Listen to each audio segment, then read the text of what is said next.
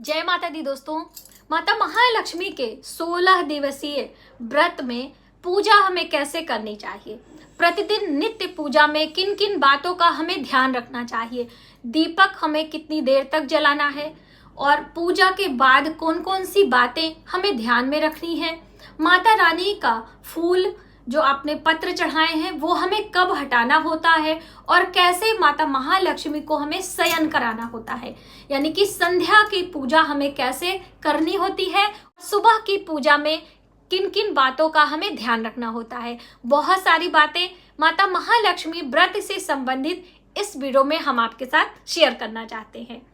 तो चलिए देर ना करते हुए वीडियो की शुरुआत करते हैं। आप सभी को माता महालक्ष्मी व्रत की हार्दिक शुभकामनाएं। माता रानी की कृपा आप सभी के जीवन में सदैव बनी रहे, ऐसी मेरी शुभकामना है। दोस्तों, यदि आप व्रत नहीं कर सकते हैं तो आप नित्य प्रतिदिन माता महालक्ष्मी के मंत्रों का जप, कनक धारा स्तोत्र का पाठ और नित्य पूजा अर्चना अवश्य करें और आपके जीवन में बदलाव निश्चित ही होगा। आपके घर से दरिद्रता दूर होगी, आपके घर में स्थिर रूप से माता महालक्ष्मी का वास होगा। माता महालक्ष्मी का व्रत मैं फिर से आपको बताऊंगी, भादो मास की शुक्ल पक्ष की अष्टमी से प्रारंभ होकर अश्विनी मास की कृष्ण पक्ष की अष्टमी पर समाप्त होता है। ये 16 दिनों की अवधि होती है। बीच में एक पूर्णिमा भी आता है, भादो मास की पूर्णिमा। तो कोई लोग 3 दिन का करते हैं, कोई लोग पूरा 16 दिन का करते हैं, कोई लोग सिर्फ 1 दिन का भी व्रत करते हैं। लेकिन पूजा, उपासना, चौकी, कलश, अगियारी आपको हर दिन करना होता है। मंत्रों का जप हमें हर दिन करना होता है। इससे माता लक्ष्मी की प्रसन्नता, उनकी कृपा हमारे परिवार पर बनी रहती है। तो देखिए, सुबह की पूजा में हमें क्या क्या ध्यान रखना है, कैसे क्या करना है, थोड़ा सा आप समझ लीजिए। वैसे मैंने प्रैक्टिकली वीडियो आपको दी है तो वो वीडियो आप जरूर देखें। देखिए, सुबह की पूजा में आप सुबह सवेरे जल्द से जल्द उठें, नित्य क्रिया से निवृत्त होकर स्नान ध्यान करके शुद्ध साफ वस्त्र पहने। इस 16 दिनों में आपको काले नीले रंगों के वस्त्र नहीं पहनने हैं। लाल, पीले, हरे यानी खिले रंगों के वस्त्र पहने, वो आपके लिए ज्यादा शुभ होगा। देखिए, थोड़ा थोड़ा हल्का फुल्का कहीं पे ब्लैक है, पूरा आपका बेस अलग कलर का है, येलो, रेड, ग्रीन, तो अलग बात है। थोड़ा थोड़ा बूटा वगैरह है तो चल जाएगा, इतना परेशान आप ना हो। यदि आपको लगता है कि आपका बेस ज्यादा काला या नीला है, आप ऊपर से एक रेड कलर की चुन्नी भी ओढ़ सकते हैं। ठीक है, इस तरह से वस्त्रों के बारे में थोड़ा सा आपको ध्यान रखना है। बिना स्नान किए पूजा में नहीं बैठना है। यदि आप बीमार हैं, कोई और बात है, तो आपको अपने शरीर को गीले कपड़े से पोंछकर गंगा जल का छींटा लगाकर तब आसन पर बैठना होता है। बिना आसन के आपकी पूजा का फल आपको नहीं मिलेगा, है ना। उसके बाद सबसे पहले हम दीप जलाएंगे। हमने गौरी गणेश की पूजा करनी है नित्य प्रतिदिन। धूप, दीप और उन्हें कुछ नैवेद्य, आपके पास समीप पत्र हो, आपके पास दूर्बा हो, आपके पास फूल है, अक्षत है, हल्दी है, सिंदूर है, ये सभी चीजें भगवान गणेश को आप अर्पित करिए। कलश पर भी हल्दी, कुमकुम, तिलक लगाकर, अक्षत लगाकर पुष्प हमें चढ़ाना चाहिए हर दिन। और माता लक्ष्मी को भी आपको हल्दी कुमकुम का तिलक, सिंदूर, पुष्प, माला, ये हमें हर दिन करना है। उसके बाद जो भी आपके पास भोग प्रसाद है, भोग हम क्या लगाएं, कई लोगों का ये भी प्रश्न है। तो देखिए, दोनों समय हमें भोग लगाना है। तो आप कोई दूध से बनी मिठाइयाँ या आप मखाने की खीर बना सकते हैं तो बना लीजिए। हम बनाने के लिए इसलिए आपको फोर्स नहीं करते हैं क्योंकि जब भी हम देवी देवताओं के लिए कोई भोग प्रसाद बनाते हैं तो हमें डबल मेहनत करनी पड़ती है, यानी कि उतना समय आपका पूजा में लगेगा, उतना आपकी सफाई में लगेगा और उतना आपका परिवार के दायित्व को निभाने में भी लगेगा। तो अब रसोई में यदि साफ सफाई नहीं है तो भी आपका भोग प्रसाद आपका व्यर्थ हो जाएगा। इसलिए आप एक दिन ही कोई दूध से बनी मिठाई या फिर कोई ऐसा ड्राई आइटम रख लीजिए जो कि आप हर दिन लगाइए। आपके पास ज्यादा समय नहीं, ज्यादा व्यवस्था नहीं कर पाते, आप गुड़ ले लीजिए, मिश्री ले लीजिए, उसका भोग ड्राई फ्रूट्स के साथ में दोनों समय आपको लगाना है। कुछ मौसमी फल, आपके पास सेब है, केला है, आपके पास अनार है, मौसमी फल, जैसे कि माता रानी को अनार बहुत ही प्रिय है तो आप थोड़े अनार छील कर भी रख सकते हैं। जैसे और कोई फल हम काट कर नहीं चढ़ाते ना, देवी देवताओं को कभी भी कट करके फल नहीं चढ़ाते। लड्डू गोपाल को हम अपने भाव से, हम अपने प्रेम से फलों को छील कर छोटे छोटे टुकड़ों में कट करके चम्मच लगा के उनको अर्पित करते हैं, क्योंकि हम उन्हें अपना लाला मानते हैं। वो एक अलग बात है। बाकी अन्य देवी देवताओं को आपको फल कट करके नहीं चढ़ाना होता है, ये नियम के अंतर्गत है, तो ये भी आपको ध्यान में रखना है। तो ये भोग प्रसाद की बात हो गई।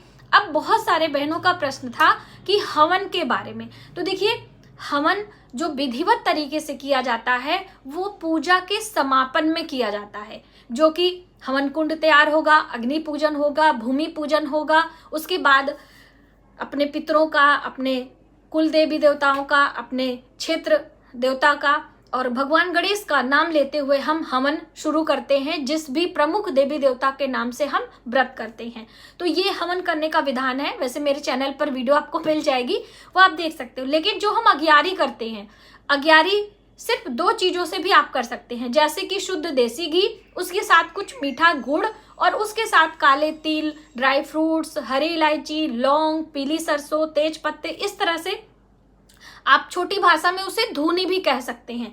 तो वो उसे अग्यारी कहा जाता है। तो उसमें कोई नियम नहीं होता है, उसमें कोई पूर्ण आहुति नहीं होती, उसमें कोई पूजन नहीं होता है। बस हम अग्नि प्रज्वलित करके, जल घुमाकर, अग्नि को प्रणाम करके 7 बारी, 8 बारी, मतलब विषम की संख्या में 7, 51, 21, 11, जैसे भी आपके पास समय हो, अग्यारी हम लोग करते हैं। इसे अग्यारी कहा जाता है, हवन इसे नहीं कहा जाता है। तो ये आप दोनों समय कर सकते हैं या सिर्फ संध्या भी कर सकते हैं। बहुत सारा कंफ्यूजन था, तो मैंने सोचा मैं इसको क्लियर कर दूं। ये बात हो गई। मंत्रों का जप और पुस्तक यानी कि व्रत कथा पढ़ने की बात आती है।